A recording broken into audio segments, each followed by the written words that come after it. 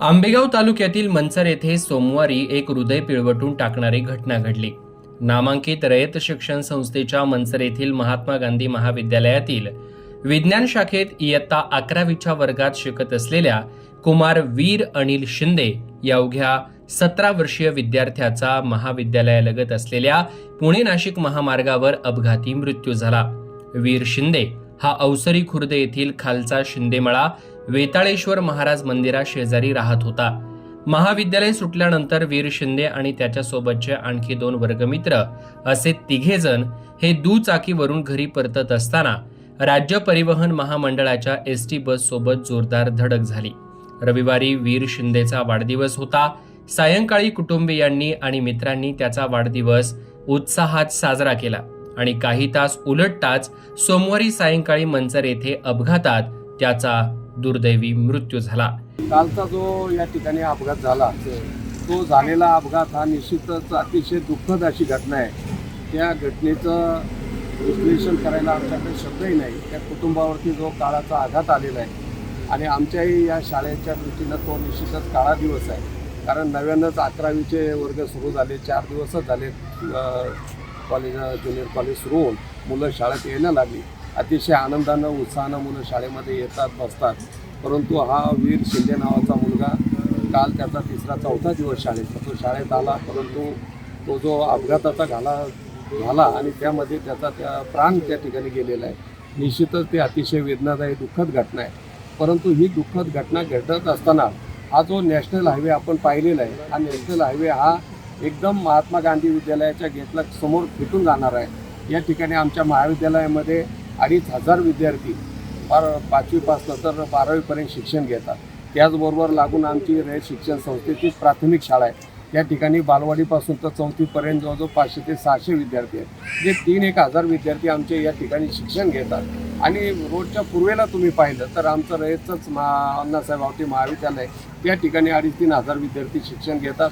रयतचं English medium आहे, त्या ठिकाणी नर्सरीपासून तर 10वीपर्यंतची जवळजवळ 500-600 मुलं आहेत। म्हणजे एकंदरीत 6-7 विद्यार्थी या ठिकाणी शिक्षणासाठी मंचरच्या वाड्या वस्त्या असतील किंवा तालुक्याच्या विविध गावातल्या येतात। पण हा जो नॅशनल हायवे या ठिकाणी आपण जर 5-10 मिनिटं थांबलात, जी वाहनांची गती आहे अगदी नाशिककडनं येणारी तर पुण्याकडनं येणारी दोन्ही बाजूची वाहनं प्रचंड स्पीडमध्ये येतात आणि ती स्पीडमध्ये येणारी वाहनं कुठेतरी त्याचं स्पीड कमी व्हावं म्हणून आम्ही गेली सातत्यानं अनेक वर्ष संबंधित नॅशनल हायवेच्या अधिकाऱ्यांकडं स्पीड ब्रेकर व्हावेत असे आमचे शाळेचे पत्रव्यवहार आहेत। ग्रामपंचायत असताना ग्रामपंचायतचे सुद्धा पत्रव्यवहार आहेत। आता नगरपंचायत झाली, नगरपंचायतने सुद्धा त्या विभागाला पत्रव्यवहार केलेला आहे की मोठे स्पीड ब्रेकर पुण्याच्या बाजूनं आणि इकडनं नारायणगावच्या बाजूनं दोन्ही बाजूनं मोठे स्पीड ब्रेकर पाहिजेत। पण संबंधित अधिकारी मात्र त्याच्याकडे जाणीवपूर्वक दुर्लक्ष करतात। मागच्या वर्षी असाच आम्ही पत्रव्यवहार केला, आंदोलनाचा इशारा दिला, तेव्हा कुठे यावेळेस स्पीड ब्रेकर टाकले, पण वर्षभरामध्ये ते टाकलेले स्पीड ब्रेकर पुन्हा सपाट झालेले आहेत। म्हणजे त्याच्यावरती काय आता गाड्यांना ते स्पीड ब्रेकरची भीती राहिलेली नाही। आताही मध्यंतरी नगरपंचायतने आणि आम्ही मिळून कॉलेजने सगळ्यांनी पत्रव्यवहार केले, तेव्हा कुठं तुम्हाला पाहिलं असेल कलरचे पट्टे ओढलेले आहेत। ते काय स्पीड ब्रेकर फारसे नाही आहेत, म्हणजे स्पीड ब्रेकर आहेत का नाही आहेत, त्यामुळे गाड्या ह्या स्पीडमध्ये येतात जातात आणि त्याची दखल कुठलाही अधिकारी घेत नाही, कुठलाही अधिकारी त्याच्याकडे डुकून पाहत नाही। तेव्हा तुमच्या माध्यमातून आमची त्यांना विनंती असणार आहे, कालची घडलेली घटना ही अतिशय दुःखद घटना आहे। आता याच्यातनं तरी त्यांनी काहीतरी शिकावं आणि येत्या 30 जुलैपर्यंत या ठिकाणी दोन्ही बाजूनी मंचरच्या बाजूनं आणि नारायणगावच्या बाजूनं एक किमान 100 मीटरच्या अंतरावरती मोठे स्पीड ब्रेकर टाकावेत। जरी हायवे असला तरी मुलांचा जीव त्याच्यापेक्षा महत्त्वाचा आहे, कारण गाड्यांच्या वेगाला मर्यादा नाही आहेत, प्रचंड वेगानं गाड्या येतात। असे अपघात जर सातत्यानं झाले तर ती मोठी हानी होणार आहे। तेव्हा आम्ही तुमच्या माध्यमातून त्यांना विनंती करतो की 30 जुलैपर्यंत आपण त्या ठिकाणी स्पीड ब्रेकर टाकावेत।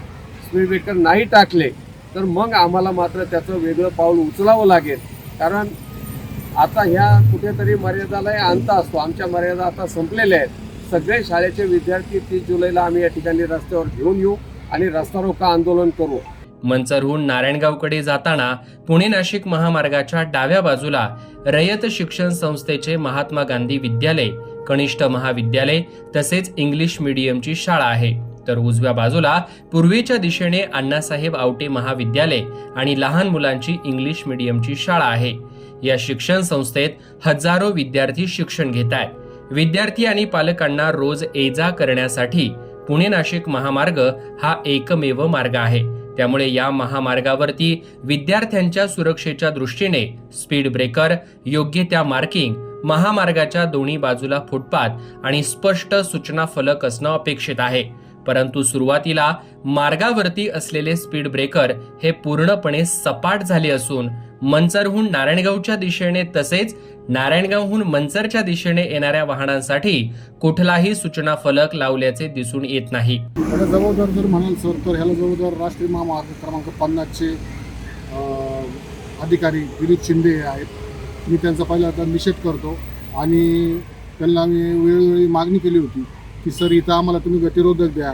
एक जीवन हॉटेलपासून तर साधारण गावात रस्ता जातो तिथपर्यंत 4 गतिरोधक द्या, साईडला बोर्ड लावा. तर त्यांनी आमच्या मागणीला तांदळाच्या अक्षता दाखवली. त्यांना माझी अशी स्पष्ट मागणी आहे की दिलीप शिंदे या अधिकाऱ्यावरती सदोष मनुष्यवधाचा गुन्हा दाखल व्हावा.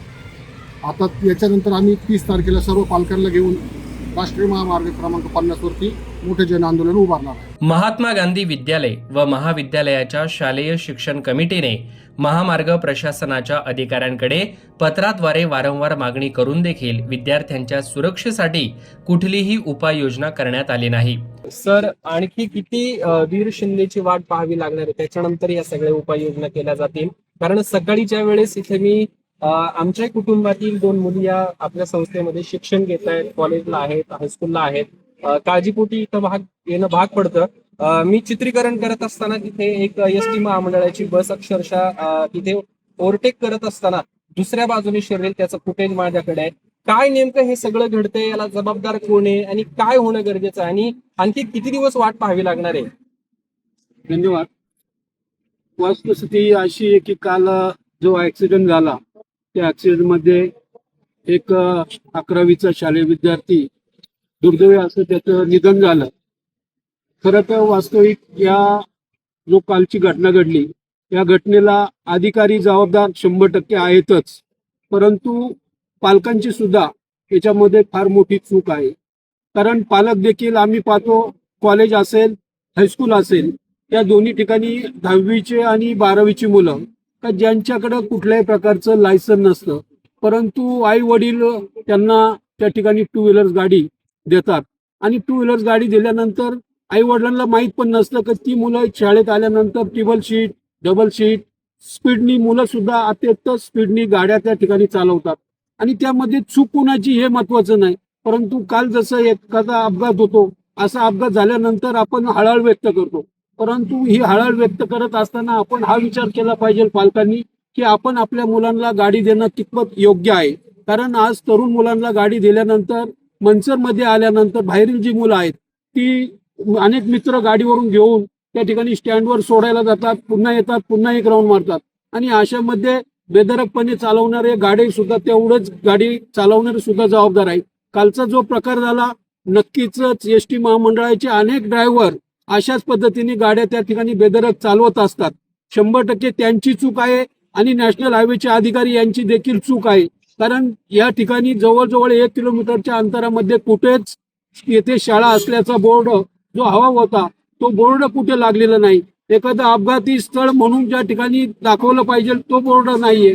आणि स्पीड ब्रेकर म्हणाल तर स्पीड ब्रेकर हे अतिशय पुण्यामध्ये जसे स्पाईन रोडला स्पीड ब्रेकर टाकलेले अशा प्रकारे मोठ्या प्रमाणामध्ये या ठिकाणी साधारणतः 30 मीटरवरती एक स्पीड ब्रेकर असे दोन्ही बाजूनी दोन्ही दिशेला उत्तर आणि दक्षिण या दोन्ही दिशेला त्या ठिकाणी स्पीड ब्रेकर टाकणं गरजेचं आहे. आणि आताच या ठिकाणी राजाभाऊ असतील, कोंडे असतील यांनी सांगितल्याप्रमाणे जर अधिकाऱ्यांनी याच्याकडे दुर्लक्ष केलं तर येत्या 30 तारखेला आम्ही आमच्या रयत शिक्षण संकुलाची सर्व 10,000 मुलं घेऊन त्या ठिकाणी पुन्हा नाशिक हायवे अडवणार आहोतच. परंतु पोलिसांना सुद्धा एक इशारा आहे की आपण देखील जड वाहने जी आहेत ती मंचरमध्ये गावातून न टाकता बायपास झालेला असल्याने पर्यायी मार्ग असल्या कारणाने आपण जड वाहने दोन्ही दिशेने येणारी, नाशिकवरून येणारी आणि पुण्यावरून येणारी वाहने ही जड वाहने शक्यतो बायपासनीच त्या ठिकाणी त्यांना रस्ता द्यावा, इकडनं गाड्या घालण्यास बंदी करावी आणि शाळा सुरू होताना आणि शाळा सुटताना दोन्ही वेळेस त्या ठिकाणी आपली माणसं हवालदार या ठिकाणी जर उभे राहिले तर मुलांना देखील त्यावर आळा बसेल. मुलं सुद्धा टेबल सीट, डबल सीट किंवा बिगर लायसनची जी मुलं आहेत यांच्यावर सुद्धा कारवाई करणे गरजेचं आहे. एवढंच या ठिकाणी मी सांगेल.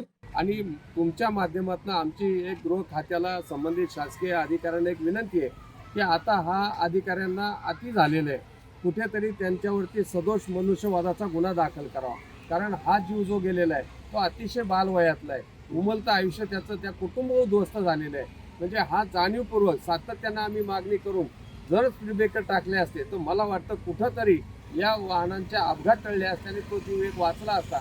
म्हणून त्यांच्यावरती सदोष मनुष्यवादाचा गुन्हा देखील दाखल करावा.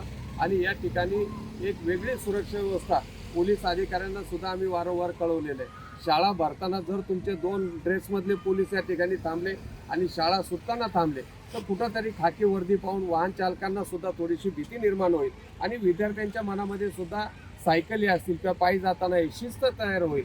म्हणून त्यांनाही तुम्ही आमची एक विनंती आहे की शाळा भरताना आणि सुटताना 2-2 हवालदार या ठिकाणी पोलीस आपले ठेवावेत ही विनंती करतो. आणि झालेल्या घटनेचं निश्चितच त्या कुटुंबाच्या प्रती आमच्या संवेदना या ठिकाणी आम्ही व्यक्त करतो. खरं तर इथे शालेय व्यवस्थापन कमिटीवरती कार्यरत असलेले जे अध्यक्ष आहेत, सदस्य आहेत, त्यांच्यासोबत आपण या ठिकाणी सविस्तरपणे बातचीत केलेली आहे.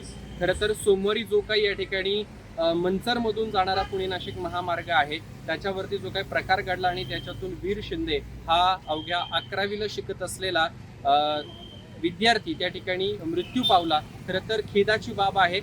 याच्या आधी ज्या उपाययोजना होणं गरजेचं आहे त्या होणं अपेक्षित होतं, परंतु त्या झाल्या नाही आणि म्हणून या ठिकाणी त्या विद्यार्थ्याला आपला जीव गमवावा लागलेला आहे. खरं तर याच्यामध्ये चूक कोणाची खरं तर एकाकडे कुणाकडे बोट दाखवून जमणार नाही.